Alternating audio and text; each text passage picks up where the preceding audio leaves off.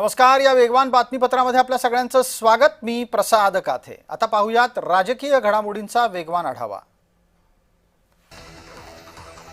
इंधन काटकसरीची स्वतःपासून आणि आपल्या पक्षापासून सुरुवात करा, असा टोमणा नाना पटोले यांनी पंतप्रधान मोदींना मारलाय।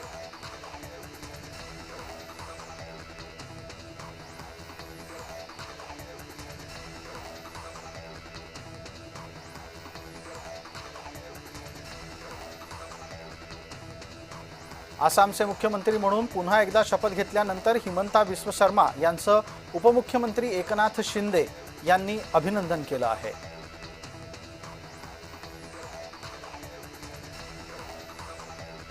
नीट परीक्षा रद्द झाल्याच्या निमित्तानं रोहित पवार यांनी परीक्षा रद्द होण्यामागे पैशाचा मोठा खेळ आहे असा आरोप केलाय।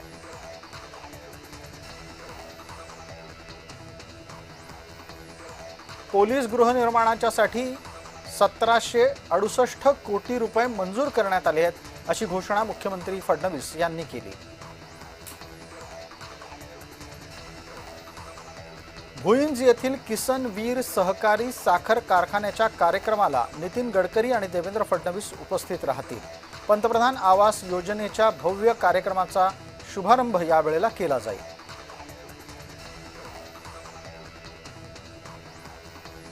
कर्जत मतदान संघातून 2029 ला विधानसभा निवडणूक लढवणार अशी घोषणा राष्ट्रवादी काँग्रेस पक्षाचे सुधाकर घारे यांनी केली आहे। रायगडमधल्या महायुतीत त्यामुळे वादंग होण्याची शक्यता आहे।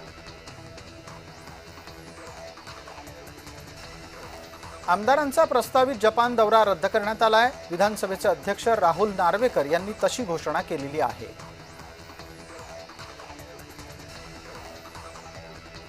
पंतप्रधानांच्या काटकसरीच्या आवाहनावर मनसेचे अध्यक्ष राज ठाकरे यांनी टीका केली आहे। स्वतः पंतप्रधानांनी परदेश दौरे थांबवावेत असं आवाहन त्यांनी केलंय।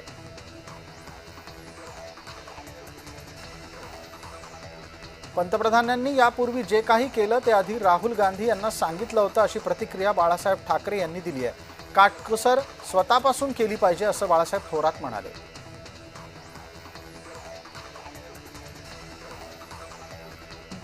मुख्यमंत्र्यांच्या आदेशानंतर मंत्री नितेश राणे यांनी त्यांच्या विभागाच्या सर्व बैठका आता ऑनलाईनच होतील असे आदेश दिलेले आहेत।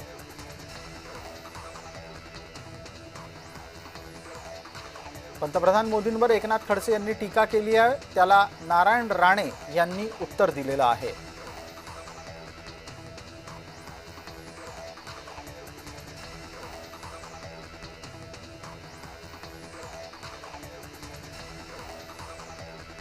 पंतप्रधान नरेंद्र मोदी यांनी कोणताही निर्णय लादलेला नाही, तर जनतेला केवळ आवाहन केलंय असं चंद्रकांत पाटील म्हणतात।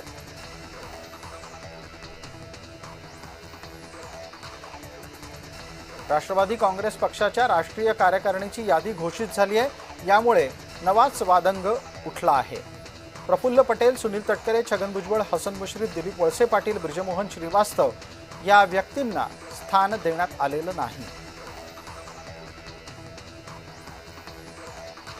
उपमुख्यमंत्री सुनेत्रा पवार यांनी समाज माध्यमामध्ये स्पष्टीकरण देत माध्यमात फिरत असलेल्या पदाधिकाऱ्यांच्या यादीत काही चुका झाल्या आहेत असं म्हटलंय। या चुका लवकरच दुरुस्त केल्या जातील असं सुनेत्रा पवार सांगतायत।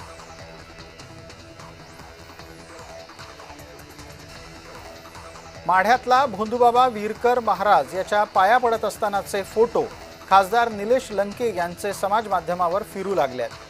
यापूर्वी हेच खासदार निलेश लंके अशोक खरातच्याही पाया पडताना दिसले आहेत।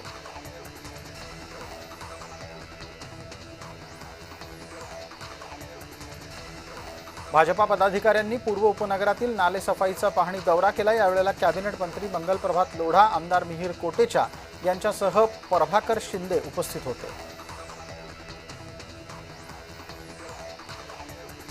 बाळासाहेब थोरात हे मंत्री चंद्रकांत पाटील यांच्या भेटीला पोहोचले। सिंहगड या शासकीय निवासस्थानी ही भेट झाली।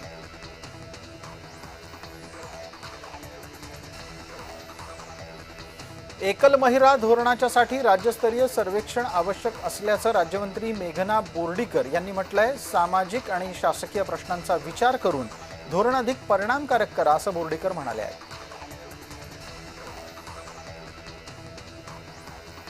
शेतीसाठी पाणी उपलब्धता वाढवण्यासाठी प्राधान्य द्यावं असं राज्यमंत्री मेघना बोर्डीकर म्हणाल्या आहेत.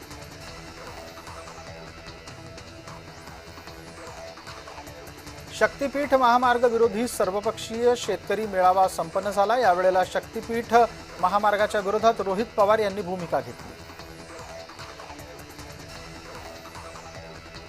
आसामच्या जनतेनं विकासाच्या मुद्द्यावर मतदान केल्याचं उपमुख्यमंत्री एकनाथ शिंदे यांनी म्हटलंय.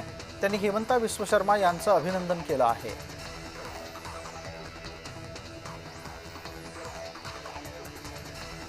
आसाममध्ये शपथविधीसाठी पोहोचलेल्या सुनेत्रा पवार आणि पार्थ पवार यांचं स्वागत करण्यात आलं. यावेळेला सुनेत्रा पवार यांनी कामाख्या देवीच्या मंदिरामध्ये जाऊन दर्शन घेतलं.